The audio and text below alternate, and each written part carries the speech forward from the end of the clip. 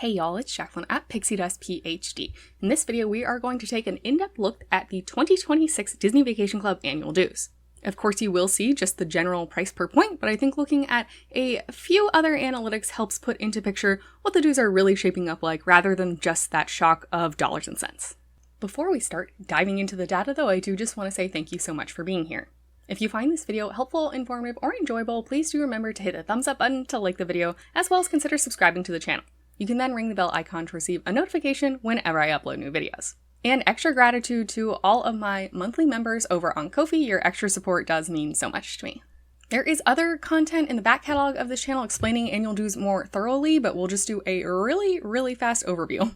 If you make a one-time annual payment that was technically due on January 15th, by the time this video gets posted, it's probably close to when the penalty time comes up.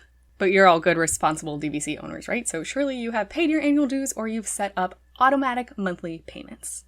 Annual dues are also assessed out to the 4th decimal place, so they are quite precise. But because we talk about money and cents in terms of 2 decimal places, everything you're going to see here is rounded to 2 decimal places. That does also mean some of the downline math might be a teeny tiny bit off, right? We're doing some rounding, but it's roughly accurate. Also, for the purposes of this video, we are fully ignoring the subsidized annual dues over at Aulani and Vero Beach. Those are more of a special circumstance situation, and a vast majority of folks who watch this channel don't own one of those contracts, so just gonna gloss over it fully. And there is a lot of data, and if you want more time to sit with it and process it, I do highly encourage you to pause the video anytime. You can take a screenshot. You can also just slow down the playback speed in your personal YouTube player settings. Plus, there will be timestamps in the descriptions below if you want to skip around. First up, we've got a non-biased look at annual dues, just alphabetically by resort. I pulled these from dvcnews.com. Thank you so much to the folks over there for this information. And if you are more of a visual learner, perhaps you would prefer a bar graph instead of just a table. So here is that. Again, just in alphabetical order.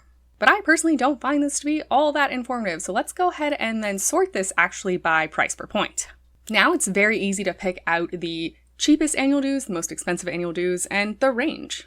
So the least expensive annual dues in 2026 belong to the Grand Floridian at $8.31 a point. Again, we are rounding here.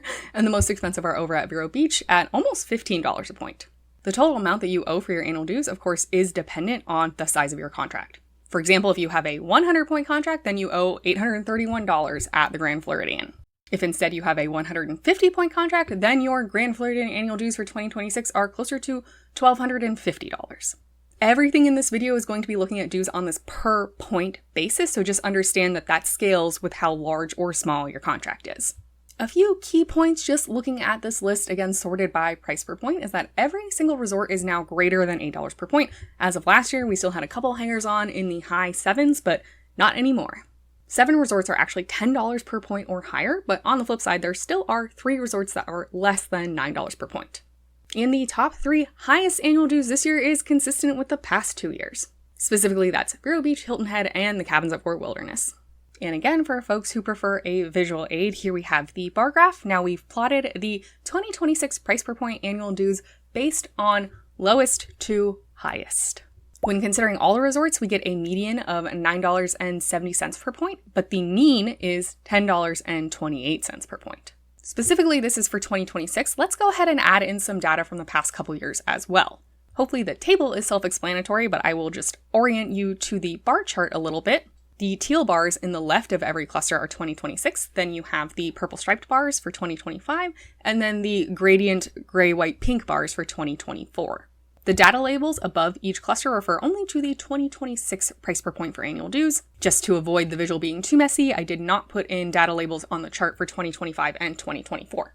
But you can see largely with rare exception that annual dues basically just go up over time. That is what this chart over time demonstrates, at least in my opinion. If you have any other key takeaways, definitely let me know in the comments down below. Looking back just at 2026 then, let's go ahead and pull out the resorts at Disneyland, as well as the non-theme park locations, which I'll refer to as beach locations from here on out. That's Vero Beach, Hilton Head, and Aulani. It's very easy to see on this visual that most of these resorts are simply just above average.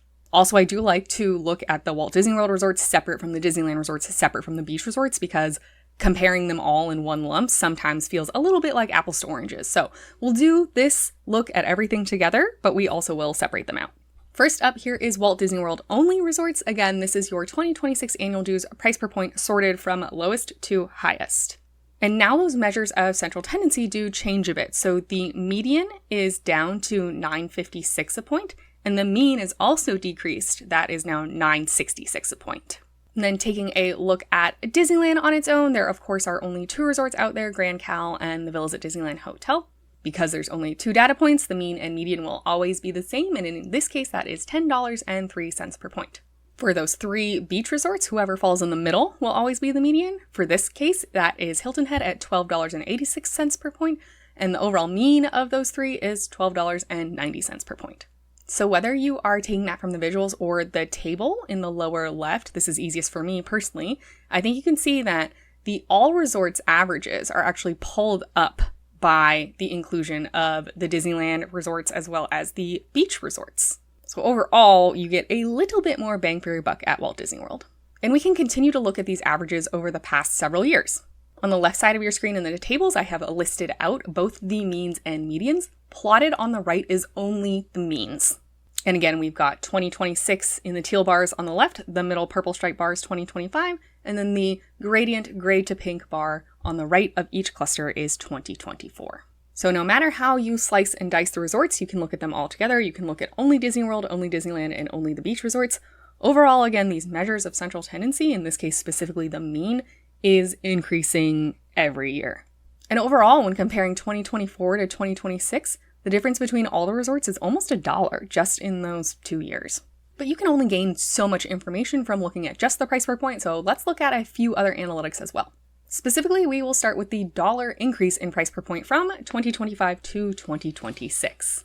And here again, we've got the table on the left and the graph on the right, and this is sorted by the dollar increase. So the smallest dollar increase between the 2 years, all the way up to the largest. And you can see here that everything is under $1 increase, which is great for year over year. And the smallest increase belongs to the Grand Floridian at 38 cents per point.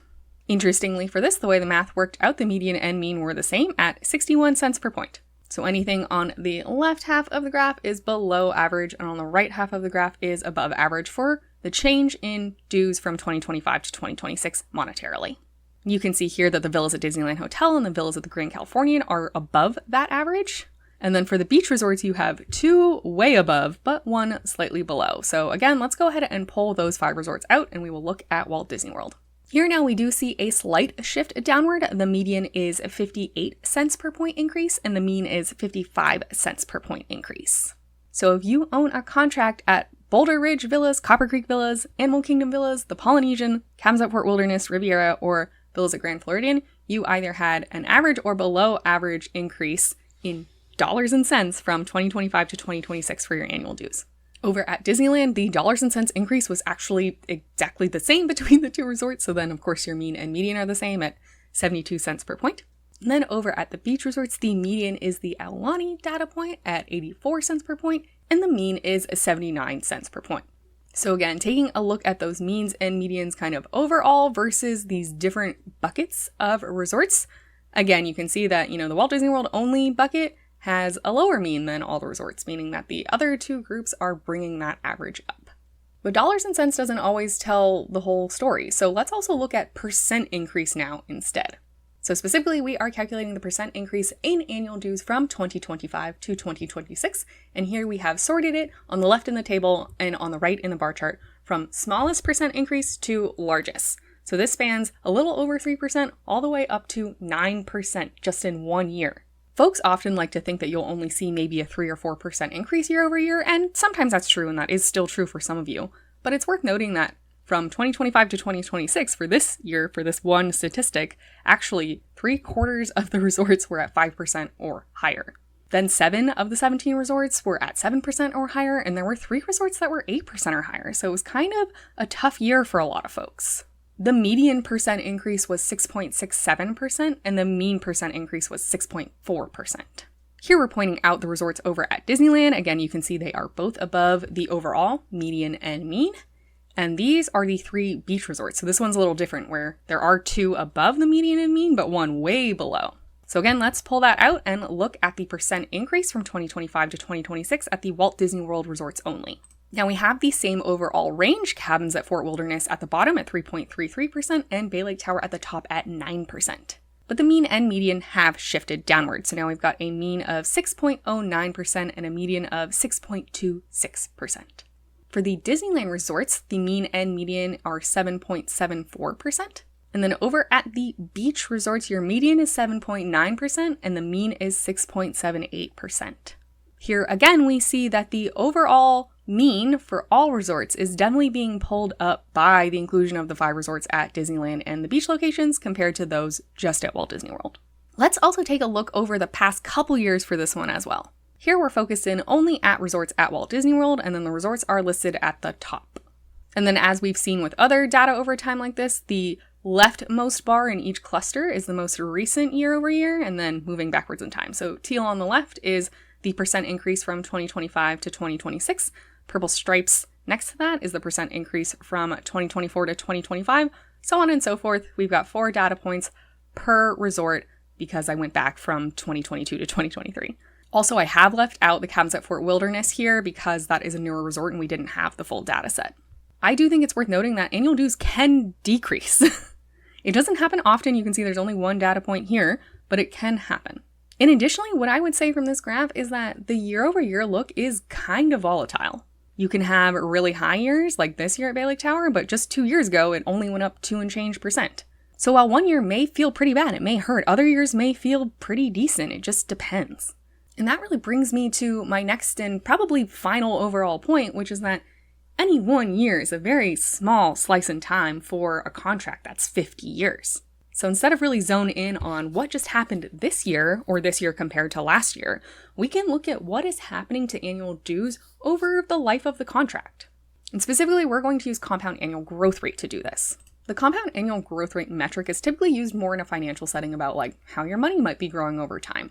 But we can definitely apply the same principle to how your annual dues are growing over time. And so this is a simple mathematic formula. You have the beginning value, which for us is going to be the annual dues rate at the opening year. The final value, which isn't final for any of these, but we will take that as the 2026 year annual dues. And then you have an exponent of 1 over the time in year. So how long between opening year and 2026? I've done this calculation for all of the resorts. And again, here we are sorting by this compound annual growth rate from smallest to largest. And so this number says over the life of this contract so far, how much have the annual dues been increasing? For example, at Beach Club, since it's opened through 2026, on average, the annual dues are increasing 3.9% a year. Any given year may be a lot larger or smaller, but when you look at it as a whole, that's where we're at. The good news here, in my opinion, is that 10 of the 17 resorts are under 4%. So more than half of the GVC resorts are seeing, on average, less than 4% annual dues growth each year. Again, any individual year may be a lot higher, but when you look at how the annual dues have changed over the lifetime of the contract, that's how it averages out. But there is one resort that's over 5% for now as of 2026, and that's the Grand Californian. And I do want to just briefly point out that recall that time is a literal variable in this formula. So you'll see that Cabins at Fort Wilderness is under 0.5%, which seems really impressive, but Cabins at Fort Wilderness has only been open for a couple of years. It just hasn't had time to amass meaningful annual dues increases yet. So you can see actually that the top handful of resorts that have the lowest compound annual growth rate so far are actually some of our youngest resorts. Now, the Villas at Disneyland Hotel certainly breaks that trend as it's only 4 years old, but, has an almost 4% compound annual growth rate already. And Aulani also sort of bucks this trend as it is in relatively the younger half of resorts, but is in the upper half of compound annual growth rate. That explainer really to hit home just that every metric has its flaws and you can kind of choose a little bit to interpret data how you want. I think it's really important to note here that time is not equal for all of these resorts, and that is playing a real legitimate factor in the compound annual growth rates. Overall, the median is 3.9%, and the mean is actually 3.56%. Again, that's being pulled quite far down. It's got that left shift thanks to, Cabins at Fort Wilderness and Riviera being so low. For the Disneyland resorts, Villas at Disneyland Hotel actually falls between the mean and median, but Villas at the Grand Californian, again, is over 5%. It is the single highest data point we have here. Beach resorts are all in the upper half, but not as extreme as Grand Californian. So pulling those out, let's take a look at the compounding annual growth rate just for the Walt Disney World resorts. Now we have a median of 3.45% and a mean of 3.15%. Meaning on average, the resorts at Walt Disney World see roughly a 3.5% increase in their annual dues every year. Again, I think that truth is probably a little closer to 4% given that we have some data points here on the extreme low end thanks to their youngness of the resort. And then for the two Disneyland resorts, we're sitting at about 4.5% for both the mean and median. Over at the beach resorts, it's also very similar. The mean is 4.53% and the median is 4.63%.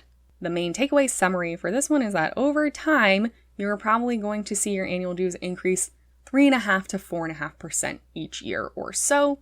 Again, an individual year may be a lot higher or lower, but that is what it's shaking out to so far. And now for my data nerds, we have a summary table. Again, feel free to pause, take a screenshot, do whatever you please. This is a table of all of the resorts, and we are looking at the 2026 annual dues sorted by dollar per point. And considering only the resorts located at Disney World, so we're kind of discounting the Disneyland resorts and the beach resorts for this exercise. Here are the kind of winners and losers. The 2026 annual dues at Bay Lake Tower are $8.74 per point. At the Polynesian, it's $8.33 per point, and the Grand Flow is $8.31 per point. Those are the lowest three overall, and also the lowest three at Walt Disney World. The highest three overall annual dues would include two of your beach resorts, so ignoring those, then we would have Cabins at Fort Wilderness, Old Key West, and Animal Kingdom all over $10 per point. Next, we'll sort by the dollars and cents difference between the 2025 and 2026 annual dues. Again, considering only the Walt Disney World locations, here we have pulled out the top three and bottom three, your winners and losers in terms of dollars and cents growth between 2025 and 2026. Your winners here are Grand Floridian, Riviera, and then Cabins at Fort Wilderness and the Polynesian had the same, so we've actually got a top four. And your losers with the biggest dollar and cents increase are the Beach Club, Old Key West, and Bay Lake Tower, all around the 70 cents per point range. Now we have sorted every resort by its percent increase between 2025 and 2026 annual dues. And again, considering the Walt Disney World resorts only, your winners then are the Cabins at Fort Wilderness, the Riviera, and the Grand Floridian. And your losers are Bay Lake Tower, Beach Club, and Saratoga Springs, though it's kind of Bay Lake Tower by a mile. That's sitting at 9% versus Beach Club and Saratoga Springs are like 7.5%. And that last summary metric that we looked at is the compound annual growth rate. That is the mean growth of the annual dues over time. Looking only at the Walt Disney World resorts, your winners are the Cabins at Fort Wilderness, Riviera, and Copper Creek, but again, those do have that asterisk of they just haven't been open for that many years. And your losers are Bay Lake Tower, Old Key West, and Animal Kingdom Villas. Now, taking all of those summary metrics in mind, who are your overall winners and losers? Again, we're really focused in here at the Walt Disney World resorts. Of these four metrics, Grand Floridian had three that were in the top 3 or 4 for each category. Only the compound annual growth rate for the Grand Floridian wasn't in the top 3, but again, that's a little bit flawed given time in the equation. And also, its compound annual growth rate is around 3%, which is pretty good. Similarly, the Riviera also had 3 standout metrics here, where really just the overall price per point wasn't the best. You are paying close to $9.50 per point for a Riviera contract, but maybe that's worth it to you given the other metrics are proving good so far. And the Polynesian had 2 metrics in the top 3, and the other 2 were not bad, so we're giving it 3rd place. Your losers then certainly are Old Key West and Bay Lake Tower for sure, and then a little bit of a toss-up between Beach Club and Animal Kingdom. Let's start with what I think is the absolute worst, which is Old Key West. It has 3 metrics in the bottom 3. The price per point is expensive this year, the monetary difference between last year and this year was high, and its compound annual growth rate is on the higher side. Bay Lake Tower also has 3 metrics in the bottom 3, but it does have 1 metric in the top 3, which is why I think it is a slightly less of a loser than Old Key West, at least this year. Then both Beach Club and the Animal Kingdom had 2 metrics in the bottom 3.